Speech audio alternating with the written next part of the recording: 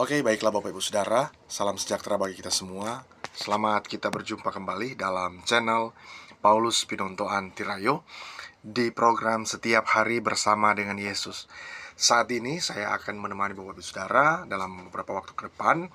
Dan Bapak Ibu Saudara jangan lupa tekan tombol subscribe bagi yang belum subscribe. Lalu kemudian Bapak Ibu komen dan like sebanyak-banyaknya video ini agar supaya Bapak Ibu Saudara mendapatkan notifikasi khotbah-khotbah atau renungan-renungan dari saya. Untuk itu juga terima kasih kepada Bapak Ibu Saudara yang sudah subscribe channel ini. Semoga channel ini makin berkembang berkat dukungan Bapak Ibu Saudara dimanapun berada. Nah Bapak Ibu Saudara, kalau Bapak Ibu punya tema khotbah atau tema renungan, silakan Bapak Ibu Saudara tuliskan tema Bapak Ibu di kolom komentar dan saya akan membawakan tema Bapak Ibu Saudara. Dan jika Bapak Ibu Saudara membutuhkan layanan doa, silakan tuliskan komentar di bawah ini. Untuk itu Bapak Ibu Saudara, tema khotbah saya akan berikan tema yaitu Natal penuh perjuangan.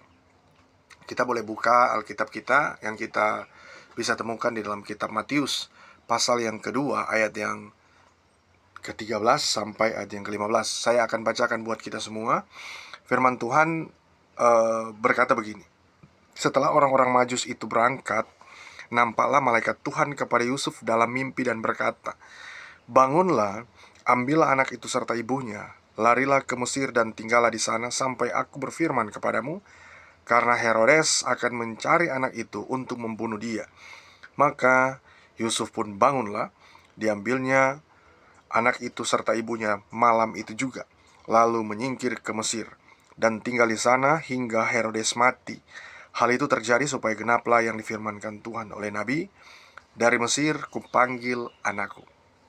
Bapak Ibu Saudara, firman Tuhan ini datang kepada kita dalam cerita yang sederhana kita baca, lalu kemudian berisi makna yang luar biasa. Kenapa? Karena ada suatu kisah di sini yang menceritakan tentang uh, seorang anak, yaitu Yesus Kristus. Seorang anak yang konon dicari-cari oleh Herodes waktu itu.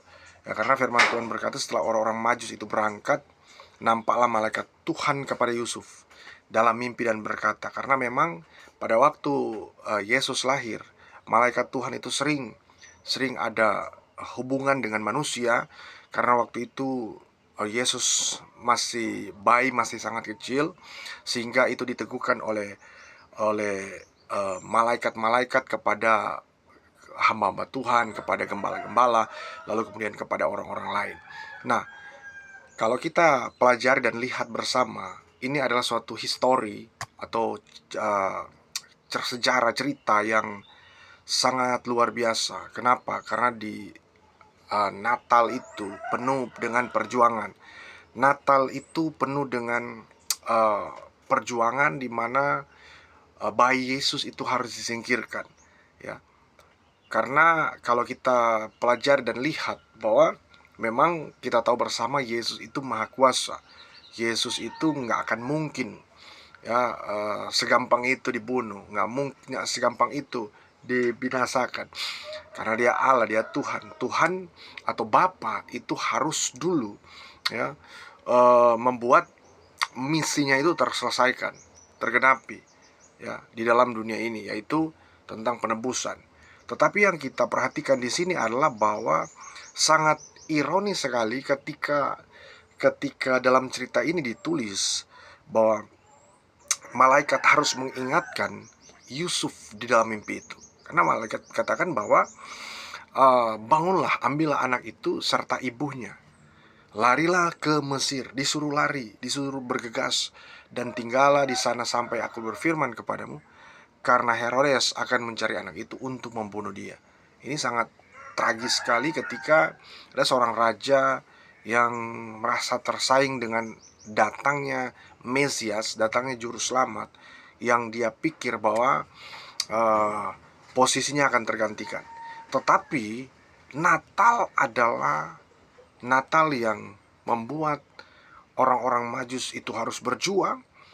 Para orang-orang percaya waktu itu harus berjuang. Yusuf dan Maria harus berjuang, para gembala harus berjuang, mereka semua harus berjuang. Mengapa? Karena kalau kita lihat, ada seorang raja atau ya Herodes ya, yang pada waktu itu sedang memerintah, di mana dia begitu marah dengan kedatangan sang juru selamat, karena dia tahu bahwa orang-orang Majus ini adalah orang-orang yang pintar, berhikmat. Nah, kalau orang-orang Majus ini sudah melangkah dan uh, ya dari tempat yang satu ke tempat yang lain, sehingga mereka bisa menyimpulkan bahwa bintang yang datang itu adalah Yesus yang nantinya akan memerintah. Otomatis Herodes itu marah. Tetapi di sini ada beberapa hal yang kita perlu ya saat Natal itu menjadi sebuah perjuangan. Ada beberapa hal. Ya. Hal yang pertama adalah perjuangan itu memerlukan hikmat. Bapak Ibu Saudara, di hari Natal atau sebelum kita merayakan hari Natal, itu kita harus memerlukan hikmat. Perjuangan untuk memerlukan hikmat. Karena kalau nggak punya hikmat di hari baik sebelum perayaan menyambut Natal ataupun pada waktu Natal, ya, itu memiliki perjuangan ya, untuk memerlukan hikmat. Orang kalau nggak berhikmat, orang-orang Majus waktu itu kalau nggak berhikmat, maka mereka akan balik ke jalan yang sama, dan mereka juga akan dihabisi oleh Herodes. Nah, perjuangan itu memerlukan hikmat. Di Natal ini kita harus memiliki hikmat. Hikmat dengan apa? Kesederhanaan. Ya, jika kita mampu, jika kita sanggup, ya nggak apa-apa, nggak masalah. Tetapi kalau kita nggak sanggup, lalu kemudian kita memaksa, itu berarti tidak berhikmat. Ya, tetapi kalau kita berhikmat, kita harus apa adanya. Ya. Yang paling penting, kita masih sehat-sehat, kita masih kuat. Tetapi pun kalau Bapak Ibu punya ya lebih, ya nikmati berkat Tuhan. Nah, itu berarti berhikmat.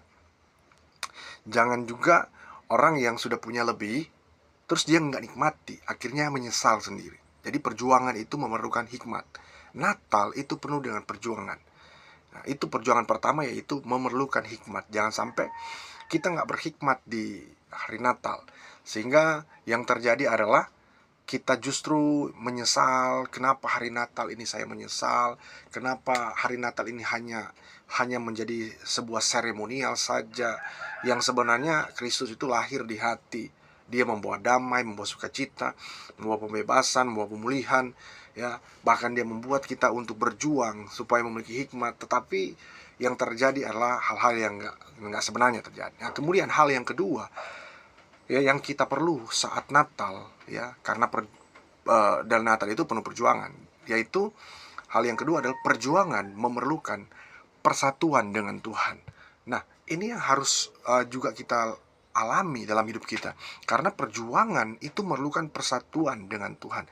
Orang-orang Majus, mereka tidak hanya cerdas ya, berhikmat ya, orang-orang thinker atau pemikir gitu, seperti itu, tetapi mereka itu adalah sedang melakukan perjuangan memerlukan persatuan dengan Tuhan. Kenapa? Karena ketika malaikat Tuhan itu mengingatkan mereka, ketika malaikat Tuhan itu mengingatkan mereka agar supaya mereka kembali ke jalan yang lain, maka yang mereka lakukan adalah mereka mengikuti. Sehingga di sini ada persatuan. Ya, coba kalau mereka nggak mengikuti, otomatis ya, rancangan Tuhan kepada orang-orang Majus itu tidak akan tergenapi. Nah, mereka juga memiliki persatuan dengan Tuhan. Mengapa? Dengan mereka menjadikan intelektual mereka merelasikan hubungan hikmat mereka dengan Tuhan, maka mereka menjadi orang yang spesial di mata Tuhan karena mereka bersatu, ya. Sekalipun kita mungkin punya kepintaran, kita harus bersatu dengan Tuhan. Sekalipun mungkin kita punya prestasi, harus bersatu dengan Tuhan. Karena dalam perjuangan bersatu dengan Tuhan, Tuhan pasti akan memberkati apa yang Bapak Ibu Saudara lakukan dalam kehidupan sehari-hari. Lalu kemudian hal yang ketiga adalah perjuangan memerlukan rancangan. Nah, kalau kita perhatikan orang-orang Majus ketika mereka berjuang, otomatis itu sedang dalam rancangan Allah, rancangan Tuhan. Tidak mungkin itu dalam rancangan Tuhan. Tuhan sudah rancangkan tuh dari sejak semula, dari sejak awal, agar supaya nih orang Majus harus melangkah ke sini, ya. Sekalipun dalam dalam hal-hal yang lain, dalam skup yang lain, bahwa ada yang berkata bahwa itu kan hak mereka, free will mereka. Tetapi tidak hanya demikian juga, tetapi mereka juga harus menyadari bahwa apa yang mereka lakukan, perjalanan yang mereka lakukan, mulai dari tempat yang lain ke tempat yang lain, itu sedang dalam rancangan Allah, sehingga mereka bisa bertemu dengan Yesus. Ya, mereka bisa menemukan bayi Yesus. Ya, mereka bisa mengikuti bintang tersebut dan jatuhnya di mana. Itu dalam rancangan Allah. Kalau tidak dalam rancangan Allah, bagaimana mungkin mereka dapat melihat bintang? Ya, tapi itu semua dalam rancangan Allah. Yang keempat adalah perjuangan memerlukan kepekaan. Orang-orang Majus, mereka kita tahu bersama bahwa uh, mereka ini adalah orang-orang yang berhikmat. Tentu dalam perjuangan mereka itu mereka memerlukan kepekaan. Kepekaan dengan mereka mempelajari tentang ilmu perbintangan. Nah, mereka peka dengan hal-hal yang terjadi, hal-hal yang berkaitan dengan bintang dan lain sebagainya. Mereka itu adalah astrologer. Mereka itu adalah seorang peneliti-peneliti, ya, mengenai ilmu perbintangan. Mereka bisa tahu ini bintang apa dan lain sebagainya. Nah, mereka berjuang, dan kemudian di dalam perjuangan mereka itu ada kepekaan terhadap Tuhan. Nah, Bapak Ibu Saudara dan berada, lalu apa jaminan ketika kita berjuang dengan Tuhan? Jaminan yang harus kita miliki, kita akan diberikan kemampuan oleh Tuhan, kekuatan oleh Tuhan dalam menjalani hari-hari hidup kita. Nah, kita sedang berjuang, mungkin mau berjuang untuk hidup, berjuang untuk keluarga, berjuang untuk apapun yang terkait dengan kehidupan kita. Nah, Tuhan akan memberkati kita dan akan selalu menjamin hidup kita. Lalu kemudian, apa jaminan ketika kita berjuang dengan Tuhan? Nah, kita akan disertai oleh Tuhan, dan Tuhan akan membuat kita berhasil di jalan-jalan kita yang sedang kita tekuni, yang sedang kita lakukan dan sedang kita lakukan dengan sekuat tenaga. Mungkin kita merasa, Tuhan, kok saya sudah lakukan yang terbaik, tapi kenapa ini yang terjadi? Nah, sebenarnya Tuhan sedang sertai kita. Artinya begini, Tuhan akan mengajarkan kita agar supaya kita mengandalkan Tuhan. Lalu kemudian, apa jaminan kita ketika kita berjuang dengan Tuhan? Jaminannya adalah kita akan menjadi history maker. Ya, kita akan menjadi pembuat sejarah. Ya, untuk apa? Untuk kita dalam menapaki hidup ini, dalam menjalani hidup kita ini, kita akan mampu berjalan, ya. Kita akan merasa bahwa kita nih sudah membuat sejarah di dalam Tuhan. Kalau kita lihat tokoh-tokoh Alkitab, mereka itu pembuat sejarah, ya. Mereka itu mampu dan sanggup. Kenapa? Karena Tuhan yang sertai mereka, ya. Mari kita hidup dalam perjuangan dalam menyambut Natal ini, sehingga kita tetap berada di dalam Tuhan. Dan untuk itu terima kasih kepada Bapak Ibu Saudara yang sudah menonton video ini. Semoga video ini dapat bermanfaat dan memberkati bagi Bapak Ibu Saudara dimanapun berada. Tuhan Yesus memberkati.